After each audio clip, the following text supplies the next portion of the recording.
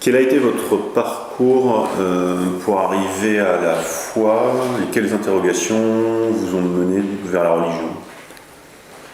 C'est-à-dire que la religion, je l'ai vécue dans mon enfance, alors je n'ai pas fait de découverte à proprement parler. Sinon, que plus je vivais dans la foi et plus il me semblait que c'était une chose à creuser. Donc ce qui m'a marqué, moi, dans mon itinéraire, c'est qu'il faut approfondir, voilà, que toute cette chose-là qu'est la foi, eh bien, ça nécessite un approfondissement, et donc je me suis efforcé toute ma vie, eh bien, d'approfondir la question de la foi. Voilà. C'est comme ça que j'ai avancé. Et alors, après, eh bien, je me suis engagé dans la philosophie, dans l'idée qu'il y avait aussi cette question de Dieu qui était posée et qu'il fallait voir ce qu'elle recouvrait. Donc c'était dans l'ambition, dans le désir, dans l'intention d'approfondir aussi ce que recouvrait la notion de Dieu. Et puis évidemment du sens du monde et du sens des choses, et aussi de la relation interpersonnelle qui existait entre Dieu, le monde et les personnes. C'est ça ma quête, mon désir de connaître qui m'a animé à ce moment-là. Et donc vous êtes passé par la philosophie. Donc je suis rentré en Sorbonne où là j'ai trouvé à ce moment-là, je me rappelle, un vif intérêt pour les matières enseignées, et puis une déception aussi quant à justement cette interrogation qui me semblait trop formelle. C'est les mots que je mets aujourd'hui, rétrospectivement. Donc je trouvais que les réponses que l'on donnait aux questions restaient dans une sorte de brouillard, ou pas exactement, mais plus exactement de formalisme. On avait l'impression qu'il n'y avait pas cette notion d'engagement qui me semblait importante. Et c'est la raison pour laquelle ensuite je me suis engagé dans la vie religieuse, mais toujours dans ce désir d'approfondir qui était Dieu, qui est Dieu, et qui est Dieu par rapport au monde et par rapport au vivant, et par rapport à la signification que ces interrelations peuvent avoir philosophiquement, intellectuellement, et puis aussi religieusement. Je ne faisais pas de distinction entre l'intellectualité et puis la dimension de don de soi que représentait l'engagement religieux. Et alors, quelles philosophies vous ont tout de même mis sur la voie de cette interrogation autour de Dieu? Alors, j'ai lu Lévinas, je l'ai fréquenté aussi, j'ai assisté à ses cours, et c'est lui qui m'a vraiment donné l'idée que Dieu était don. Et donc dans cette conception de la donation, de la générosité donatrice. C'est ça qui m'a en quelque sorte enraciné dans le désir de connaître davantage la réalité de Dieu. C'est cette notion de don et d'altérité aussi, et d'altérité qui vient à l'intérieur de nous-mêmes, qui nous concerne à l'intérieur de nous-mêmes, au profond de nous-mêmes, et qui nous rend responsables, qui nous responsabilise par rapport à la réponse qu'on doit donner. Donc une notion aussi de responsabilité par rapport à l'autre, à l'altérité. Et ensuite, est-ce qu'il y a eu d'autres auteurs importants à ce moment-là de votre formation qui vous ont aidé à progresser dans cette interrogation sur Dieu? Dans la formation religieuse, alors on a saint Thomas d'Aquin qui ne m'a pas tellement marqué, sinon dans la notion d'être, justement, où on peut dépasser et dans la notion d'acte pur, le fait que Dieu est acte, c'est-à-dire qu'il est agissant en faveur de l'altérité, qu'il y a une dynamique. C'est pas la notion thomiste, mais la notion thomiste dépassée, ou du moins réinvestie par des aspects postérieurs d'une dynamique à l'intérieur de Dieu, du fait qu'il insuffle une force, une lumière, et que cette lumière, elle est créatrice, elle est énergétisante, si vous voulez, elle crée le lien entre les êtres, elle crée le lien entre les vivants. Ça, c'est quelque chose qui m'a marqué, cette notion d'être investi par Maître Eckhart aussi, ensuite par la réflexion sur Maître Eckhart qui présente Dieu comme une énergie vivante. Énergie vivante. Mince, on a le téléphone. Et ensuite, comment s'est fait votre engagement religieux à proprement parler? Vous avez choisi l'ordre de Saint-Benoît. Alors pourquoi Alors, ce qui m'a vraiment touché dans toute cette recherche, parce que c'est quand même une recherche, parce que c'est évidemment au début, comme j'essayais de le dire, il y a une interrogation, il y a quelque chose qui est vide, qui est un vide, qui est une sorte d'attente, mais d'attente non comblée, non remplie.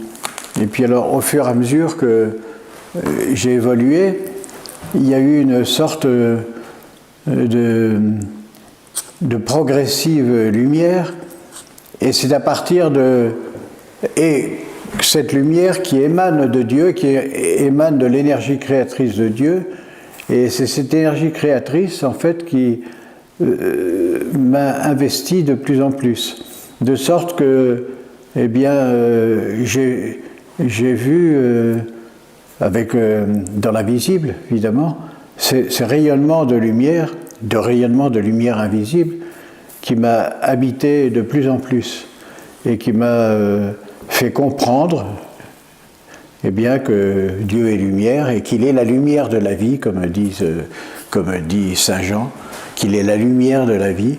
Alors je me suis après attaché à essayer de découvrir tous les aspects de ce rayonnement lumineux de l'invisible et de quêter toutes les traces et tous les signes de ce rayonnement de l'invisible. C'est ça qui m'a touché, c'est cette notion de lumière et d'émanation de lumière qui est conforme à la vie, qui est conforme au mouvement de la vie, le mouvement de la vie et dont Dieu est source. Et ça m'a énormément conduit à poursuivre. Alors là, vous faites référence en fait à la source mystique de toute création, en fait. Mais alors, dans quelle mesure est-ce qu'il faut être mystique finalement? Est-ce que jusqu'à quel point il faut s'approcher de cette source? Est-ce qu'il n'y a pas un danger aussi à vouloir contempler cette lumière? Alors, les dangers, c'est les dangers de l'illusion, bien sûr. C'est-à-dire qu'on peut très bien croire qu'on appréhende quelque chose qui est de l'ordre de la source, alors que ce sont simplement des émanations de l'intelligence, de l'imagination, l'imaginaire.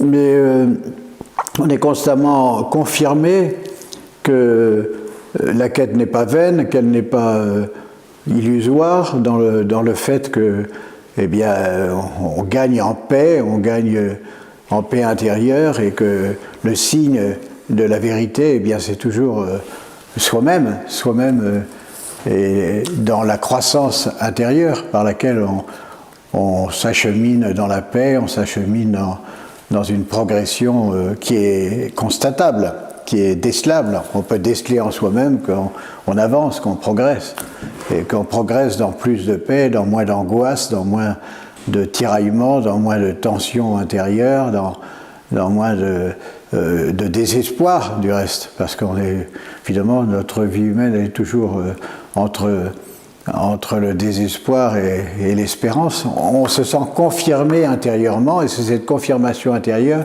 qui nous dit que cette contemplation de la lumière n'est pas vaine. Et puis alors, en deuxième lieu, eh bien, après on s'attache, pour moi, parce que je sais que mes frères, par exemple, avec lesquels j'étais, n'avaient pas du tout la même conception des choses. Chacun a une conception assez différente. À partir d'un front commun où tous sont embarqués dans le même bateau, en réalité, on a des accents, chacun des accents très différents. Je l'ai constaté parce que quand je parlais de cela, on était un peu étonné en disant mais quoi, que moi je ne contemple pas. Par exemple, il y avait, alors là c'est il y a une trentaine d'années, on se disait contemplatif puisque j'étais dans un monastère de contemplation. Mais beaucoup de mes frères disaient mais contemplation, contemplative, on contemple rien du tout. Donc c'était même à l'époque quelque chose qui était contesté. On s'appelait contemplatif parce que c'était l'appellation convenue, mais en réalité, beaucoup disaient ben moi contemplation, pour moi ça n'existe pas. Or, pour ma part, ça existe. Contemplation, ça existe, c'est-à-dire qu'il y a une lumière invisible, comme du reste la plupart des auteurs mystiques ou de l'évangile de Saint Jean le disent. Nous avons vu sa gloire, nous avons contemplé sa gloire, et c'est une chose qui, pour moi, est bien existante et très réelle, et pas simplement une fiction imaginative. Voilà. Donc, si vous voulez, c'est des expériences. Ce sont des expériences qui sont des expériences illuminatives et qui, à certains moments, eh bien, nous touchent dans toute notre sensibilité, dans tout notre être, et dont on se souvient, et qui nous marquent profondément. Et ensuite, on sait par le temps, par la mémoire, que ça n'a pas été quelque chose de transitoire, quelque chose d'un peu sensible, sensoriel, c'est uniquement sensoriel, mais que ça a une existence réelle, d'autant que c'est appuyé sur rien d'aucun artifice, même au plan pratique, c'est pas parce qu'on est dans un confort, ou qu'on est dans un bien-être, ou qu'on est dans une situation favorable, etc., ça nous advient de façon imprévisible, et c'est cet imprévisible qui nous fait dire et qui nous fait croire qu'il y a évidemment un auteur qui fait naître en nous ces éveils. J'appelle ça, moi, des éveils. Et que je définis, et que j'aime définir comme émanant de la lumière divine. Et il y a une notion dans la Bible qui est très fréquente, c'est la notion de gloire. Alors, on ne sait pas, du reste, on ne s'interroge pas beaucoup, parce qu'il y a beaucoup de mots mystérieux. Dans la Bible, il y a des mots mystérieux, et un des mots mystérieux, c'est le mot de gloire. Alors, en général, on dit autre chose que ce que c'est véritablement, mais si on lit clairement, on s'aperçoit que c'est conforme un peu à des choses, ou c'est comparable à des choses que je viens de décrire rapidement. Et est-ce que la contemplation, est-ce que tout le monde est fait pour la contemplation, certains hommes seulement, et est-ce que ce sentiment, cette lumière peut venir à tous les hommes? Est-ce qu'elle vient à ceux qui la recherchent, ou même à ceux qui ne la recherchent pas? Moi, je pense qu'elle est faite pour tout le monde. Mais elle est faite pour tout le monde parce que de toute façon toutes les traditions spirituelles en parlent. Le bouddhisme parle de l'illumination, et je pense qu'il parle de ces choses-là aussi.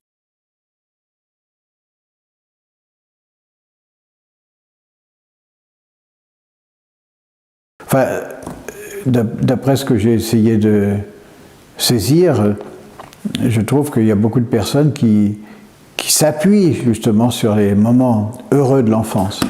L'autre jour, je voyais un comédien qui s'appelle Toretton. Et alors Toretton disait que ce qu'il avait vécu avec Mémé, son livre s'appelle Mémé, lui avait laissé des impressions inoubliables et que c'est ce qui le poussait et qui l'animait encore dans sa vie de comédien et puis d'écrivain aussi maintenant. Donc souvent quand on parle avec les personnes, on s'aperçoit que ça existe, mais par contre ça reste indéterminé et donc c'est aux personnes ensuite d'y donner sens, d'y donner signification plus précise, plus ordonnée, et parce que dans les révélations premières, ça restait indéterminé quand même. C'était comme une expérience d'essence, souvent, une expérience émotionnelle, affective, mais qui reste un peu confuse, un peu pas suffisamment définie, qui reste indéfinie plutôt, qui reste indéfinie. Mais vous en parlez presque dans un cadre thérapeutique pour aider les gens à retrouver, comme vous dites, de l'espoir. Est-ce que cette pratique de retrouver le sentiment d'enfance, d'émerveillement, a un sens thérapeutique, vous l'avez montré, mais quel rapport finalement avec la religion, cette fois, ou la spiritualité? En quoi est-ce que, dans ce cas-là, est-ce que ça a une dimension religieuse? C'est-à-dire que la spiritualité ou la religion, c'est pas quelque chose de surajouté à l'humain. Hein, c'est le sens de l'humain, mais qui est en quelque sorte qui s'accomplit. Pour moi, ça doit être cela. Alors si ça ne l'est pas, alors évidemment, ça serait surajouté. Ça serait surajouté à l'humain, ça serait quelque chose de plus qui, à partir du moment où on aide les personnes à retrouver leur humanité, eh bien, elles sont mises dans leur axe et à ce moment-là, eh bien, ça avance. Alors, ça avance vers quoi? Ça avance pas nécessairement vers la religion, mais ça avance vers Dieu. En tous les cas, ça avance vers Dieu parce que Dieu, c'est le sens de l'humain, c'est ce qui va remettre l'humain dans son axe. Et donc, ce sont des domaines qui sont, pour moi, qui sont convergents, bien sûr. On souffre un peu quand on est religieux de voir que les personnes prennent la religion ou la dimension spirituelle comme quelque chose de spécifique, comme quelque chose de particulier, comme quelque chose qui nécessite aussi des compétences déterminées, alors qu'en réalité, c'est trouver le sens de l'humain. Et alors en ce moment, on se retrouve tous sur le même chemin parce qu'on est tous en quête de l'humain, de savoir à quoi notre humanité peut accéder. Et la dimension religieuse vraie, c'est la dimension qui fait accéder l'humain à son accomplissement, à son perfectionnement. C'est pas une chose complémentaire. C'est pas comme disait un gars qui disait qu'on avait fait témoigner à l'église l'autre jour, un jeune, et alors on le faisait témoigner en faveur de l'enseignement religieux. Il devait dire au public, mais envoyez vos enfants à l'enseignement religieux, ça va leur faire du bien. Alors il disait, ben voilà, on apprend la guitare, on apprend le piano, on apprend le basket, et puis là, avec la religion, vous aurez encore un plus qui va vous faire... Alors là, évidemment, c'est déplorable. C'est une présentation déplorable. Il vaut mieux, à la limite, il vaudrait mieux qu'il n'y en ait pas, si c'est à ce niveau de recherche que ça se situe. Mais est-ce que la vie contemplative est pour vous un idéal de vie pour certaines personnes, ou pour tous les hommes, ou est-ce qu'au contraire la vie contemplative nous détourne de l'action? Ah oui, c'est ça, oui. Donc, bon, pour moi la contemplation c'est le fait de l'opposition, enfin moi je me réclame plus de la spiritualité orientale, mais c'est marqué au plan historique, hein, la séparation entre contemplation et action, c'est marqué au plan historique. Et puis aussi c'est marqué par une sorte de... Comme l'origine du mot est platonicienne, alors on se méfie justement parce qu'on a l'impression que si on s'adonne aux idées platoniciennes, alors on va manquer la réalité. Mais il faut voir les choses autrement, me semble-t-il. Il faut voir les choses comme la réalité qui a un aspect visible et invisible, et qui est une. Cette réalité est une, mais elle a deux dimensions, pourrait-on dire, et deux dimensions qui sont faites pour coexister, et sans lesquelles, eh bien, la réalité telle qu'elle est vécue est incomplète. Donc pour moi, c'est plutôt une investigation dans le sens du réalisme, bien sûr, et pas du tout de l'échapper belle, comme on dit, de l'échapper belle, de l'échapper dans la sphère un peu irréelle et compensatrice des malheurs du temps. C'est simplement une précision historique, et vous disiez que la coupure entre contemplation et action était marquée au point de vue historique, mais qu'est-ce que vous voulez dire par là? C'est-à-dire que de toute façon, tous les mots sont des mots posés sur les choses, mais ne sont pas les choses elles-mêmes. Donc, à un moment donné, bon, c'est évidemment un peu d'origine de l'Église, d'origine religieuse.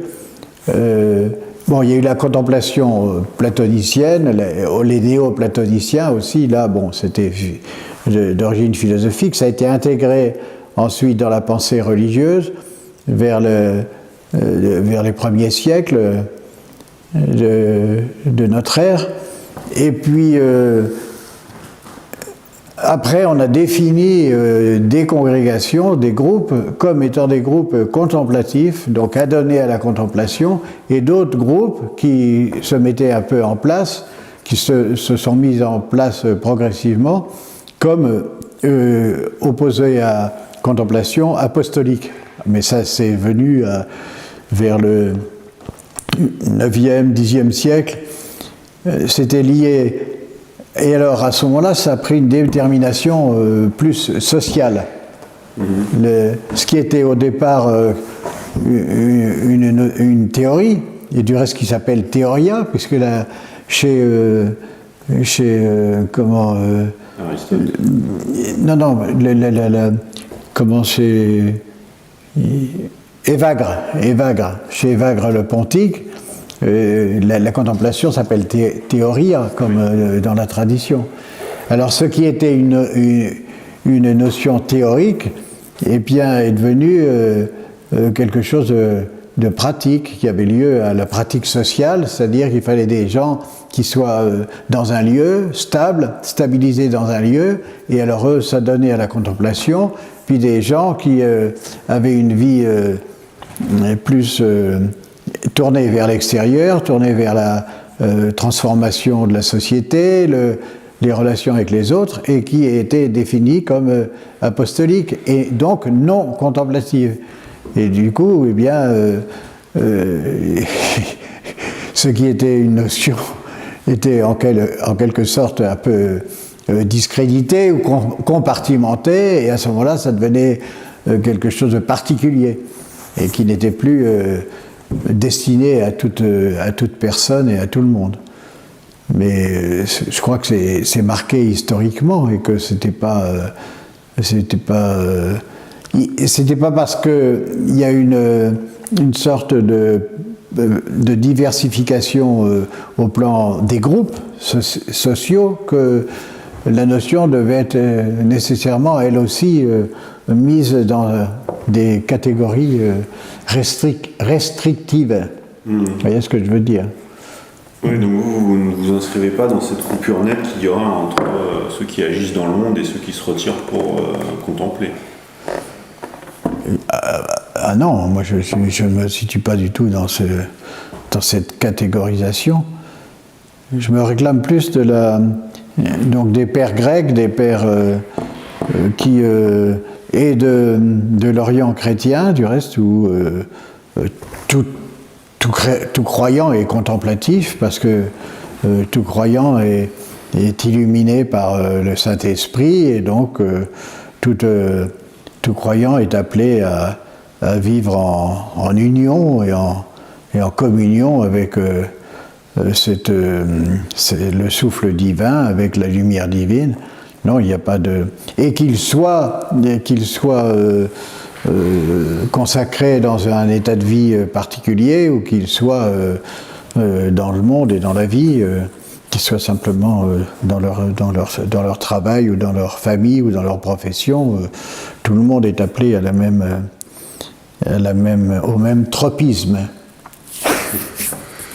Et quelles sont vos sources ou vos influences en matière de sagesse orientale, disons, quant à ces pratiques? Ben ça, il y a ce qu'on appelle les pères grecs, c'est-à-dire il y a Saint Grégoire de Nazianze, Grégoire de Nice, qui étaient évidemment... ils sont un peu discrédités en Occident parce qu'on les considère comme trop marqués par le platonisme, mais en fait, c'est un platonisme bien compris, c'est-à-dire un platonisme où il peut y avoir deux interprétations du platonisme.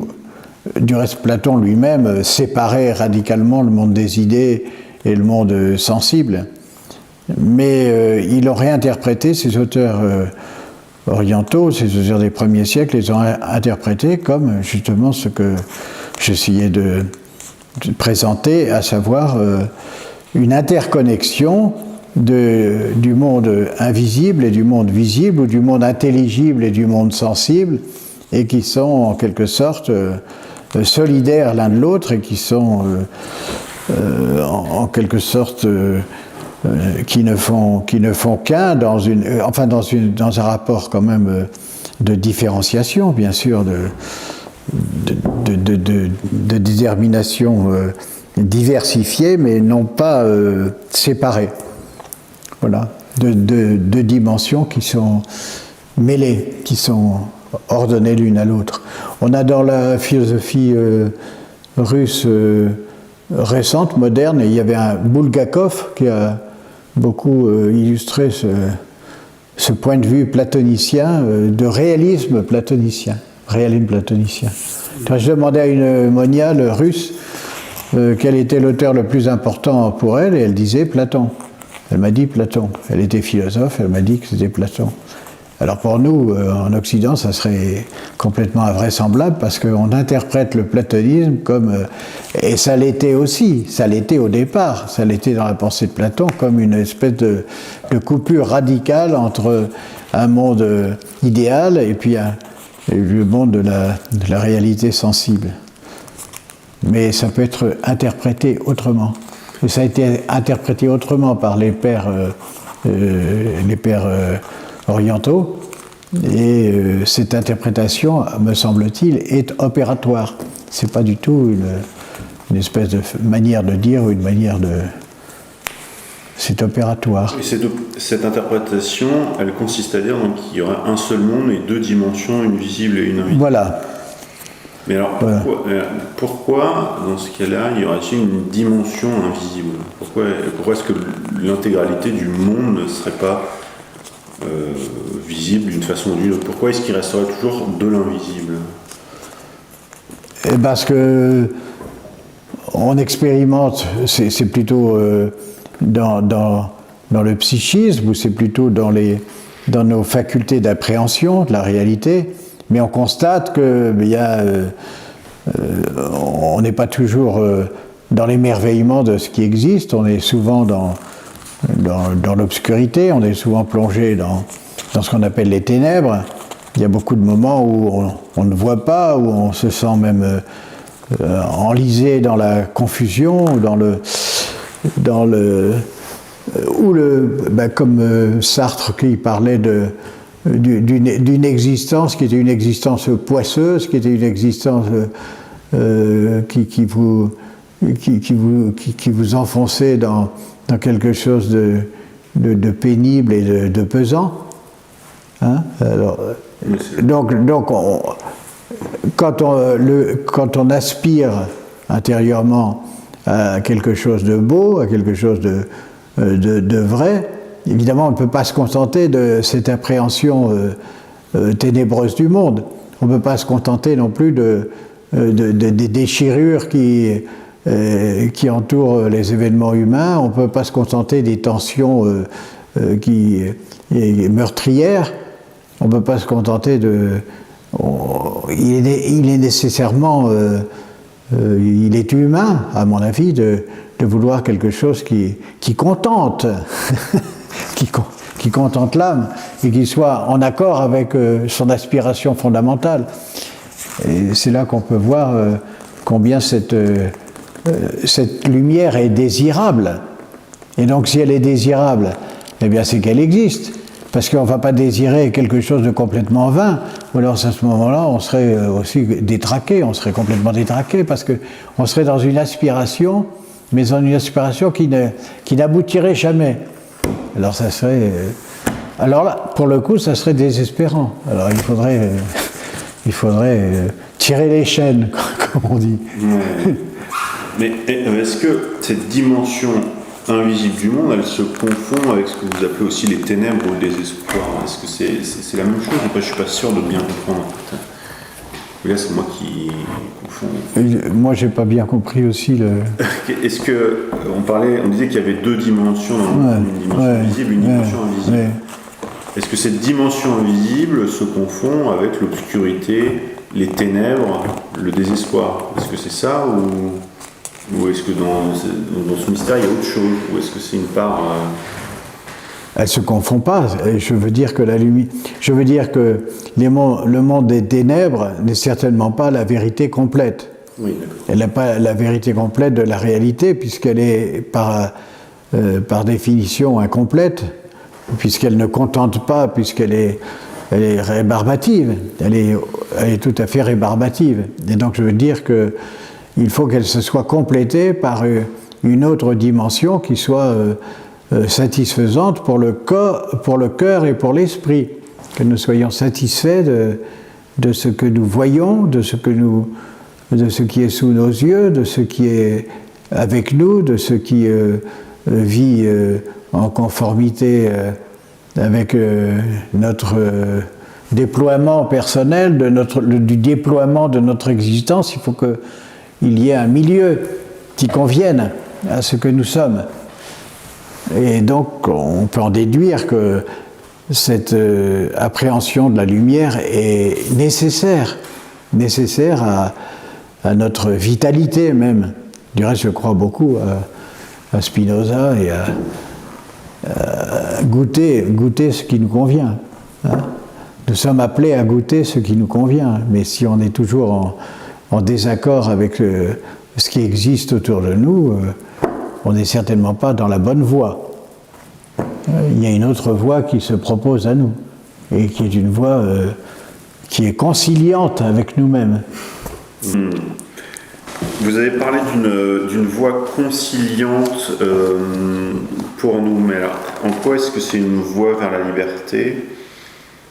Et est-ce que c'est la même voie pour tout le monde? Et dans ce cas-là, est-ce qu'on est libre ou est-ce qu'il y a une voie par personne, de sorte que chacun doit trouver son propre chemin? Alors la liberté est offerte à tous, est offerte à tout homme, et il est de sa responsabilité de la faire sienne.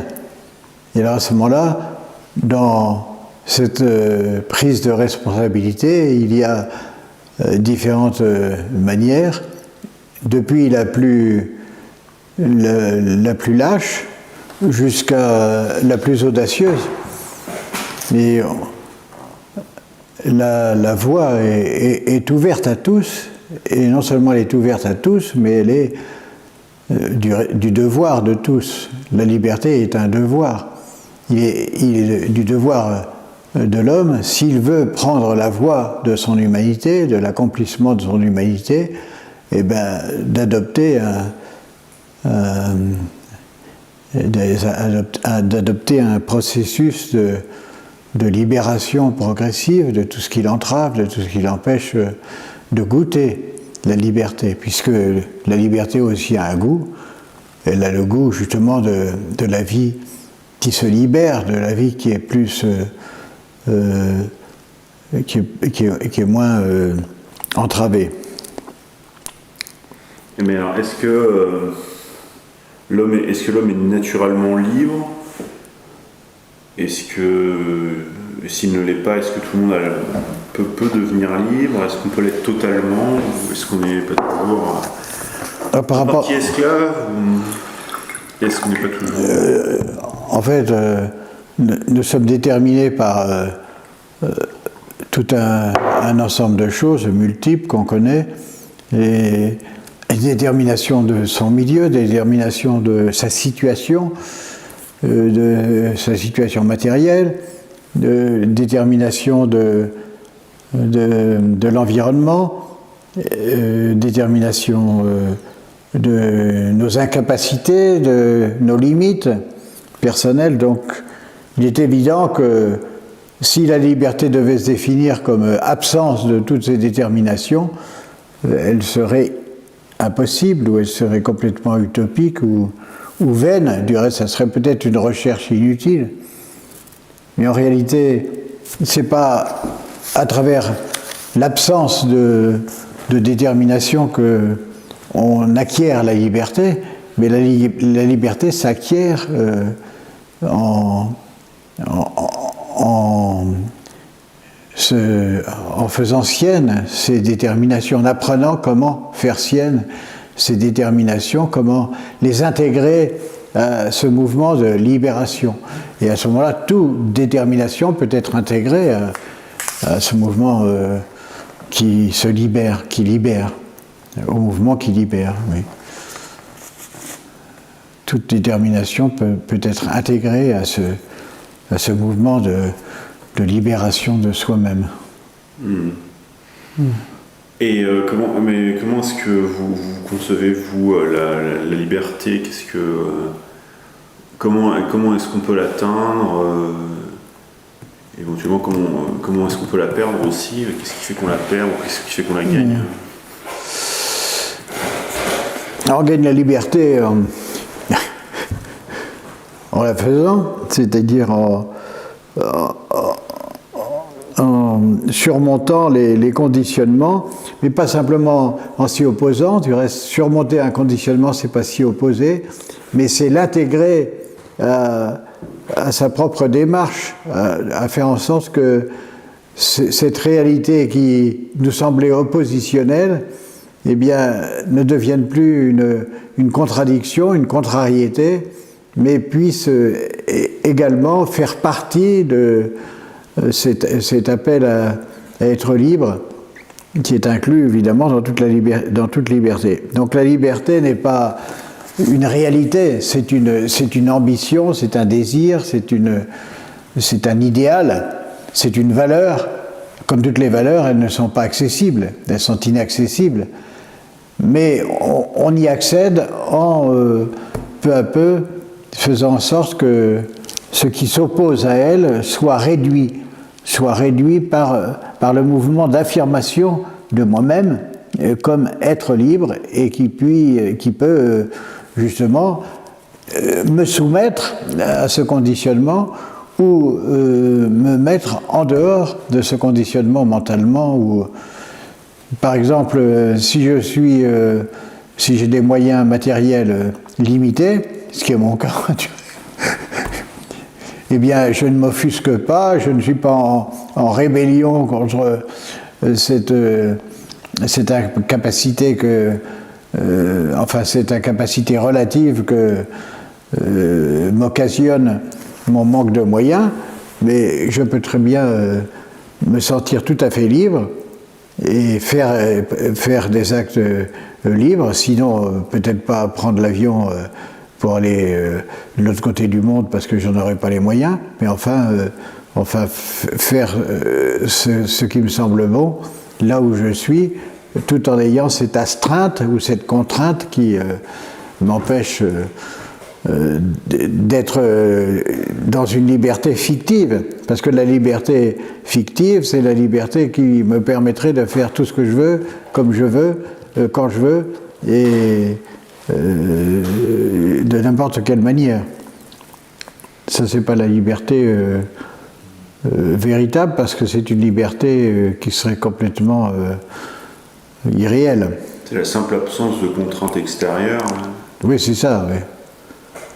Là, on est dans la mauvaise problématique de la liberté, où on la verrait comme une suppression de toutes les choses qui nous empêchent de faire ce qu'on veut. Ça, c'est pas la liberté concrète, la liberté réelle, la liberté des humains, de tous les humains, du reste, puisqu'on est tous en condition de détermination. On est tous environnés de déterminations multiples, ne serait-ce que les déterminations de nos capacités limitées, de nos limites.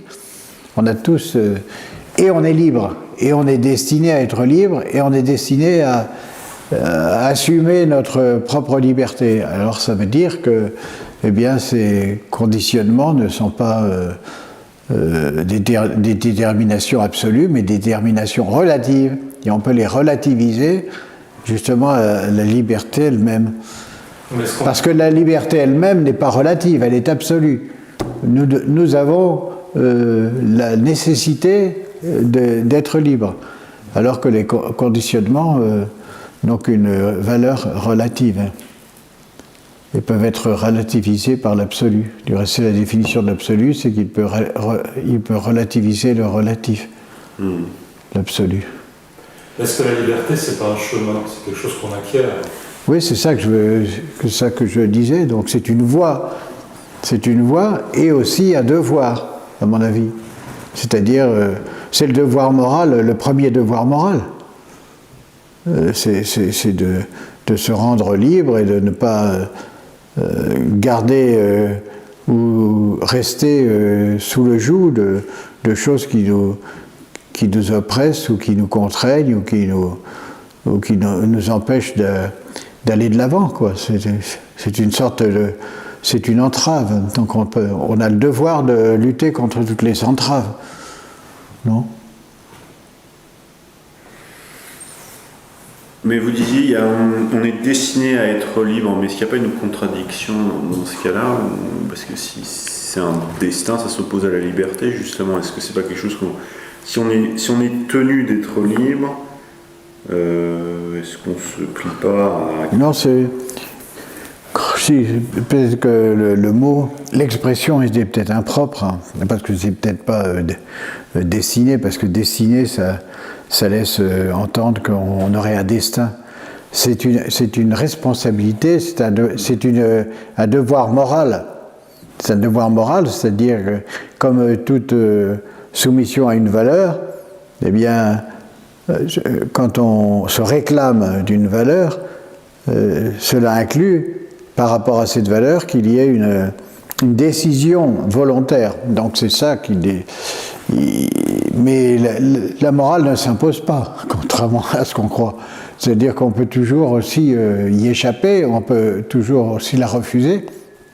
Par contre, si on veut se soumettre à un certain nombre de valeurs, si on veut s'accorder, pas se soumettre, puisque le mot soumettre pourrait faire peur, mais si on veut être en accord avec certaines valeurs, eh bien, il y a aussi des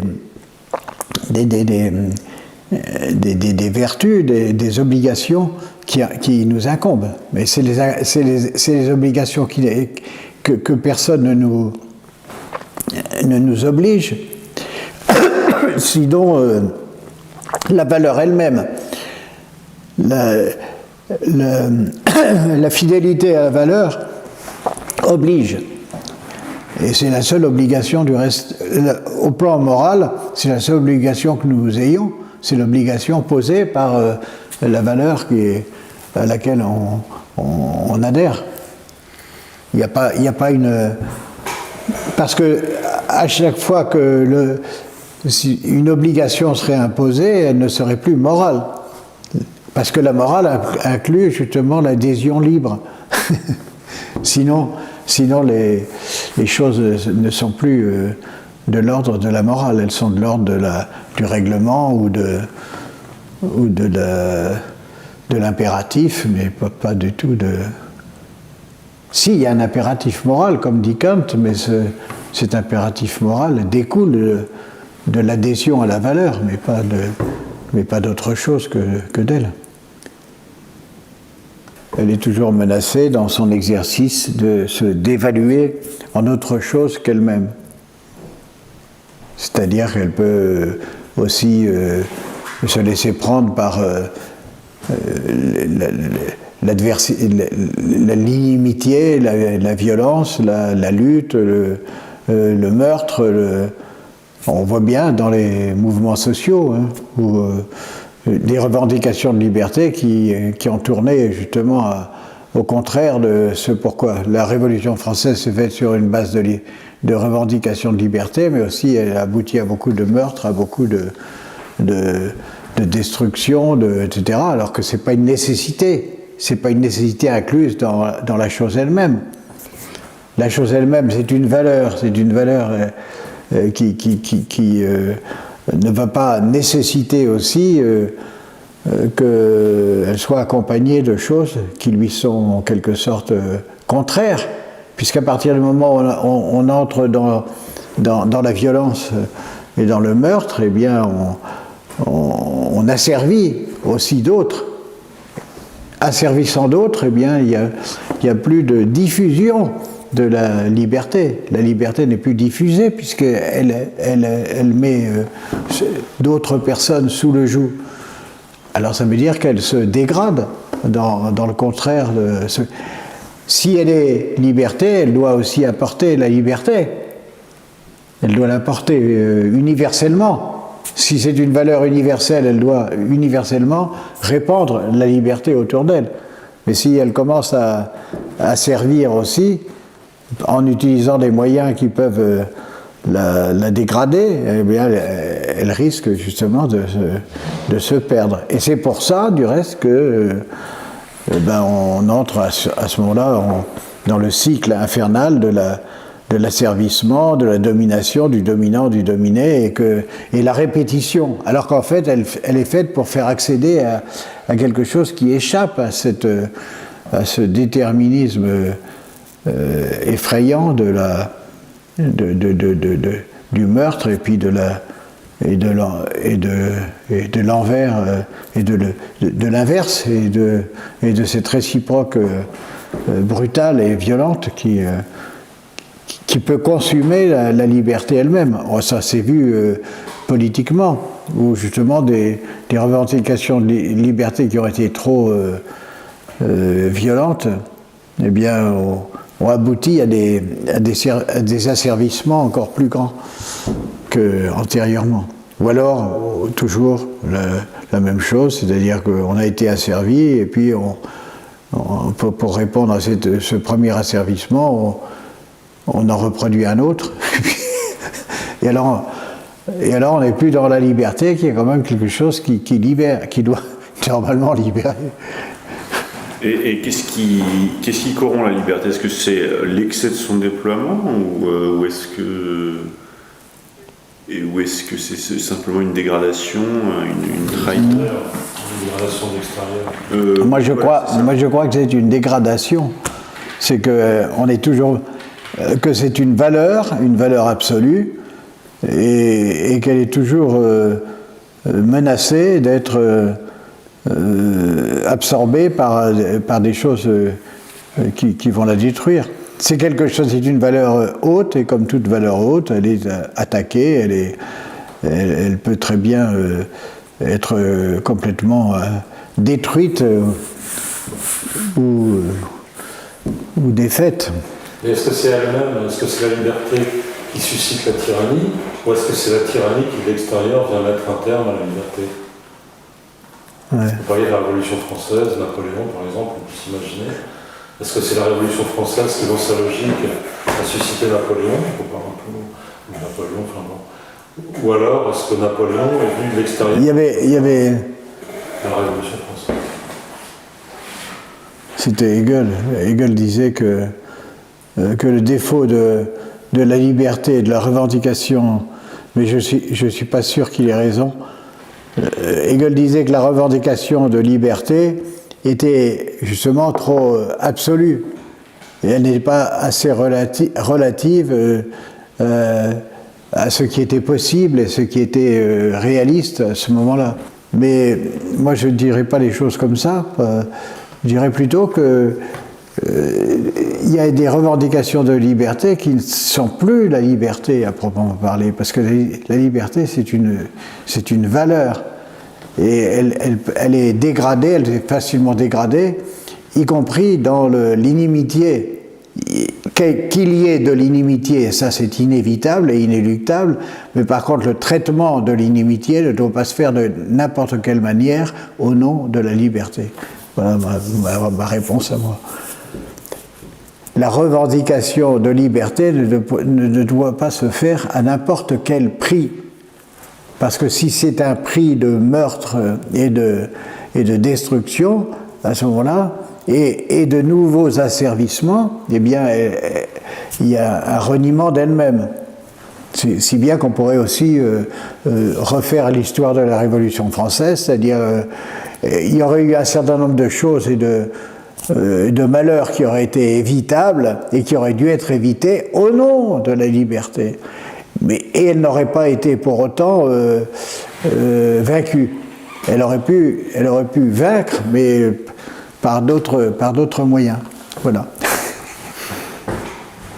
Est-ce que la liberté est une chose finalement difficile, ou est-ce qu'elle est donnée à chacun, ou bien est-ce qu'elle se réalise très difficilement et par des chemins escarpés, oui. La liberté est un chemin aride. D'abord, c'est un chemin de persévérance, c'est-à-dire de persévérance et de lucidité. De lucidité d'abord, du reste, parce que la plupart ne se rendent pas compte de leur servitude. La plupart ne savent pas qu'ils sont asservis à ceci, à cela. Là, c'est quelque chose aussi qu'on vit dans l'accompagnement, où on fait prendre conscience aux gens qu'ils sont asservis à telle ou telle chose, à telle ou telle situation. Il y a même des personnes qui sont dans une situation étouffante et puis qui ne se rendent pas compte de la raison pour laquelle elles y sont, et c'est parce qu'elles n'affirment pas leur liberté et leur responsabilité, eh bien, de ne pas se soumettre à telle ou telle chose qui est insupportable. Donc c'est un chemin de responsabilité qui nécessite une lucidité, qui nécessite qu'on prenne conscience des choses. Et aussi ensuite qu'on persévère à se défaire des jougs qui nous oppressent.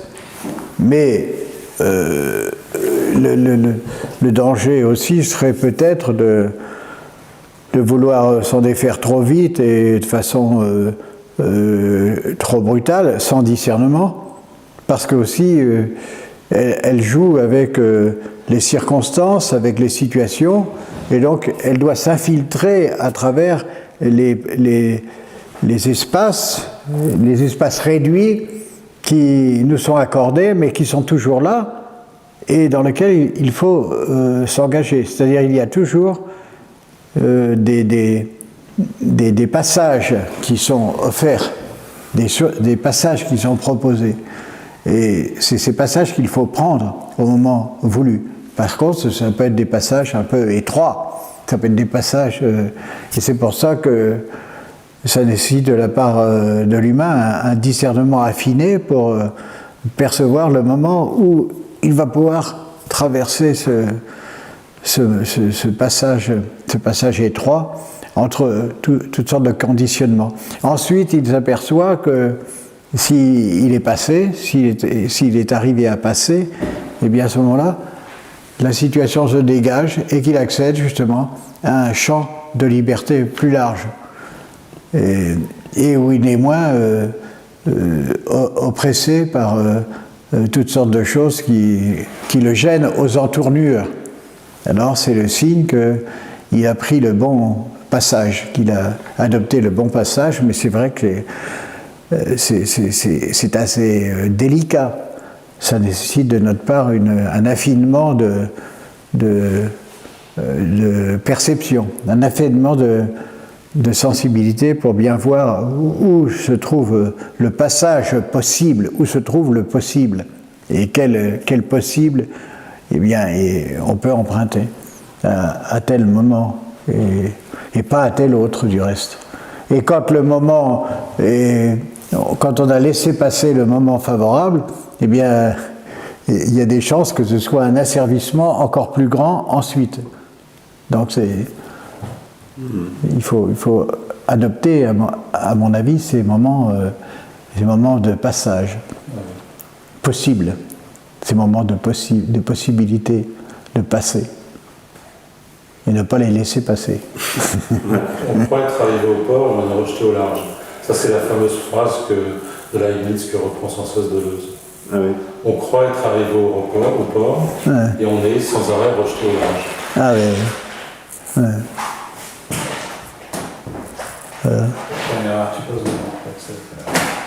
Bon, voilà. Est-ce que vous êtes un homme libre? Est-ce que vous êtes un homme libre? Comment? Est-ce que vous êtes un homme libre? Non, moi, personnellement, je cherche à l'être. Je suis conscient qu'il faut l'être, mais je me laisse quelquefois avoir par un peu d'opportunisme. C'est comme ça.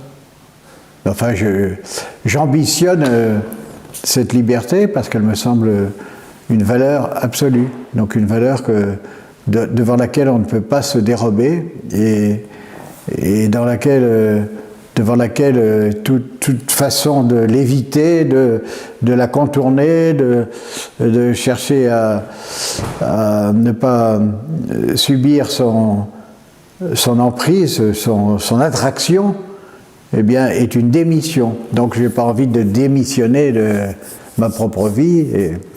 Et donc, en ce sens-là, je suis en quête de liberté. J'espère en quête sincère, mais personne ne peut déterminer sa propre sincérité, ça c'est impossible. Mais ça me semble en tous les cas une valeur inestimable et que j'estime au plus haut point. Et donc, je la recherche. Je la recherche inlassablement. Par contre, je ne suis pas sûr de l'avoir obtenue.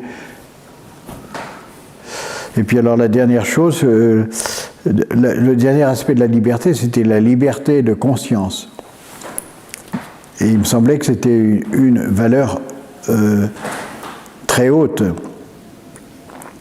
car la liberté de conscience ne supporte aucune renonciation, aucune temporisation. C'est-à-dire qu'il faut qu'elle soit, sinon il n'y a pas du tout d'atténuation possible par rapport à la liberté de conscience. Elle est où elle n'est pas. Hein. Et donc c'est là aussi un peu, c'est dans la liberté de conscience qu'on teste